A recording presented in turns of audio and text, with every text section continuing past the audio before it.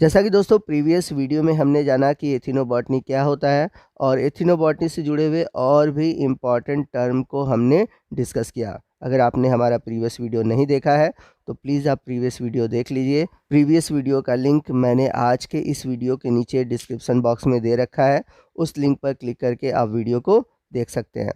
तो एथिनोबॉटनी से जुड़े हुए आज एक और टॉपिक को हम डिस्कस करेंगे और हमारा आज का टॉपिक है मेथडोलॉजीज ऑफ एथिनोबॉटनिकल रिसर्च, जिसमें कि हमें पढ़ना है field work, literature, herbaria and musea and other aspect of ethnobotany. तो जैसा कि मैंने प्रीवियस वीडियो में बताया था कि एथिनोबॉटनी दो वर्ड से मिलकर बना है। फर्स्ट है एथिनो और दूसरा है बॉटनी। आप एथिनो के बारे में ज़रूर जानते होंगे, अगर नहीं जानते हैं तो मैं आपको बता दूं। तो जब आप शॉपिंग मॉल में कपड़े वपड़े खरीदने जाते हैं तो जो वहाँ के अटेंडेंट होते हैं तो आप उनसे कहते हैं कि कुछ एथनिक ड्रेस दिखाइए। तो एथनिक का मतलब होता है ट्रेडिशनल।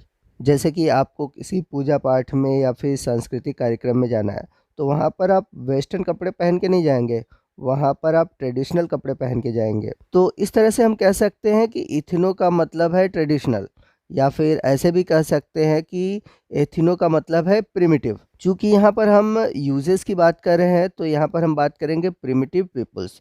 तो जैसा कि मैंने बताया था कि जो हमारे पूर्वज थे, यानी कि जो हमारे दादा परदादा थे और वो पौधों के बारे में जो जानकारी रखते थे कि उनका यूज हमें कहाँ करना है, कैसे करना है, इसी को हम बोलते हैं इथिनोबॉटनी। तो इथिनोबॉटनी को कैसे डिफाइन किया जा सकता है, तो लिखा हुआ है ethnobotany is the study of how people of a particular culture and region make of used endogenous plant।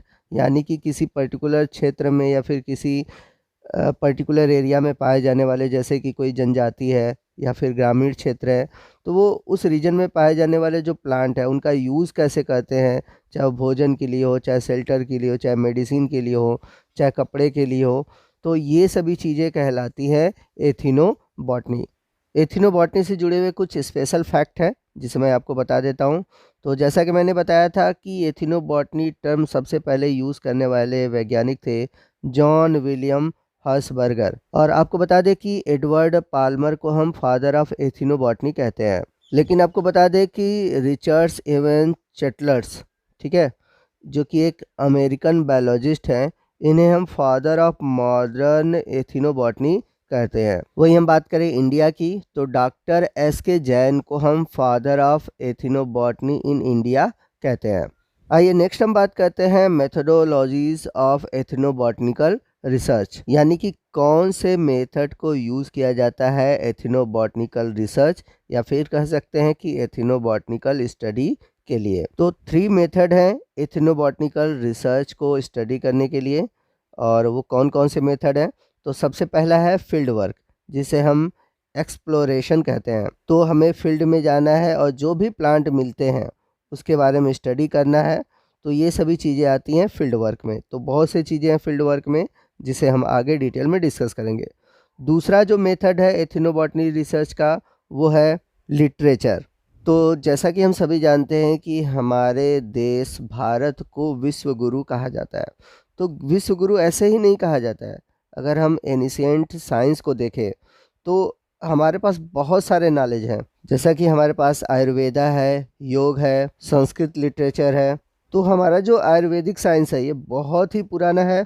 हमारे जो आयुर्वेदाचार्य हैं उन्होंने बहुत सारे ग्रंथ लिखे, उसी को कहा जाता है लिटरेचर। जैसे कि अगर हम बात करें चरक संहिता, जो कि बहुत बड़ा लिटरेचर है आयुर्वेद से रिलेटेड। इसमें बहुत सारे पौधों के जो यूज़ है वो कहाँ किस रोग में यूज़ हो जाते हैं, कैसे उनका यूज़ किया जाता है, हर चीज़ों के बारे में बहुत डिटेल से बताया गया है। थर्ड मेथड है हर्बेरिया एंड म्यूसिया।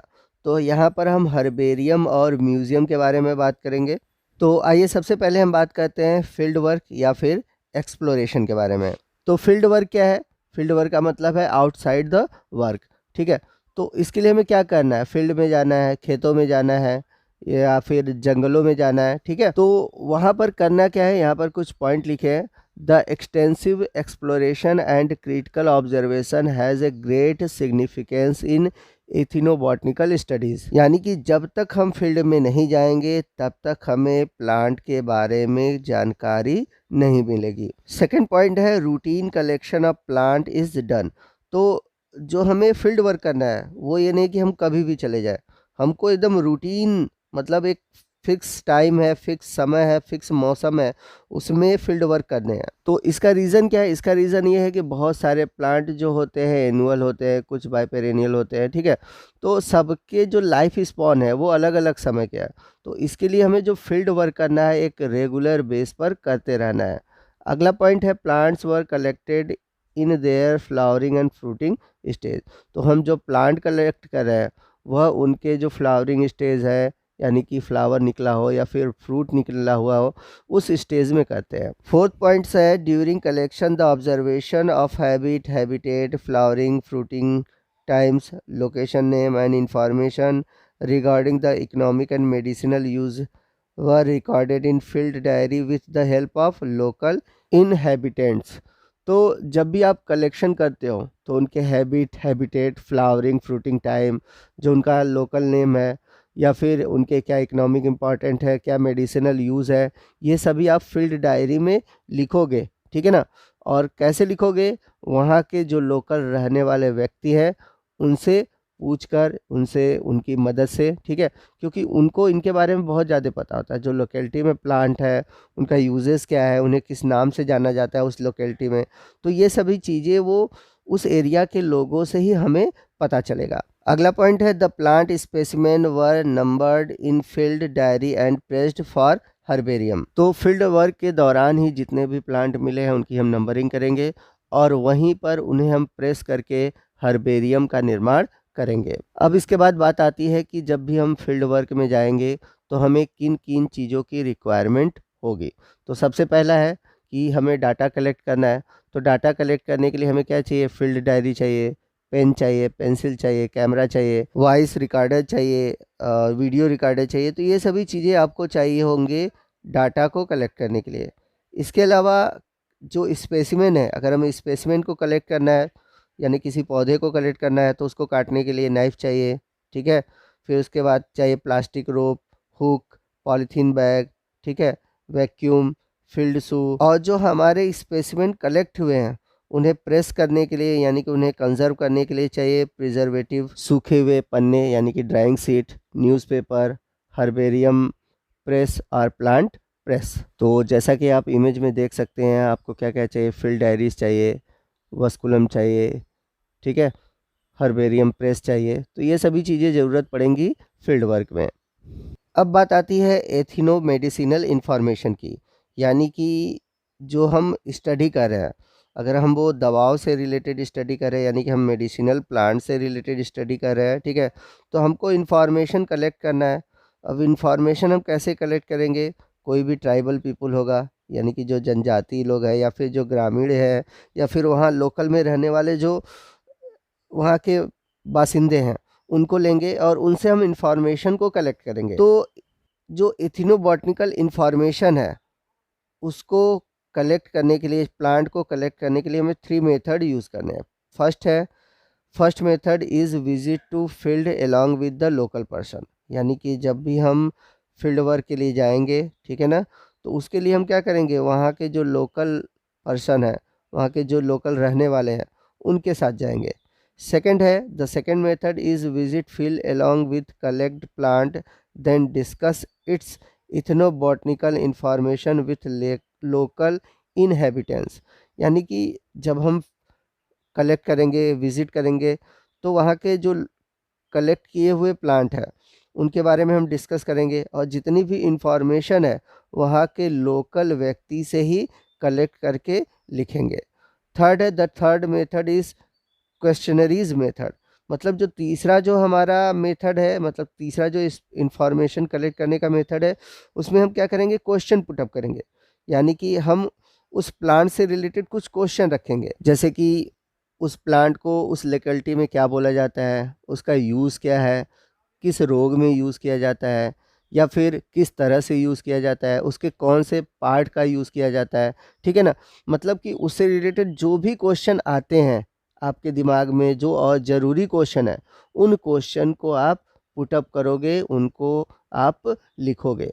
तो ये सभी चीज़ें हैं फील्ड वर्क में। अब चलते हैं सेकंड मेथड की ओर। सेकंड मेथड क्या है? सेकंड मेथड है लिटरेचर। तो जैसा कि मैंने पीछे आपको बताया था कि पौधों से रिलेटेड जो भी इंफॉर्मेशन है वो हमारे बहुत पहले ही वेदों में, पुराणों में लिखे गए हैं। हमारे पास आयुर्वेदा है, संस्कृत लिटरेचर है, चरक संहिता है, सहस्त्र संहिता है। इन सब में प्लांट के यूजेस, उनके कहाँ उपयोग है, उनके किस पार्ट का यूज़ किया जाता है, इन सभी चीज़ों के बारे में मेंशन है। जैसे कि अगर हम बात करें केले के पौधे की, ठीक है, तो हम केले के पौधे पर क्यों खाते हैं, या फिर पलास का यूज़ क्यों किया जाता है पत्तल बनाने में, इसके अलावा बेलपत्र क्यों भगवान को चढ़ाया जाता है। तो ये सभी चीज़ें जो हैं ये हमारे वेदों में, पुराणों में, महाकाव्यों में लिखी गई हैं। तो यहाँ पर कुछ पौधों के बारे में लिखा है। यहाँ पे लिखा है tribals and rural people are various plant species their part prepare powder paste infusion decoration and other preparation of cure number of elements.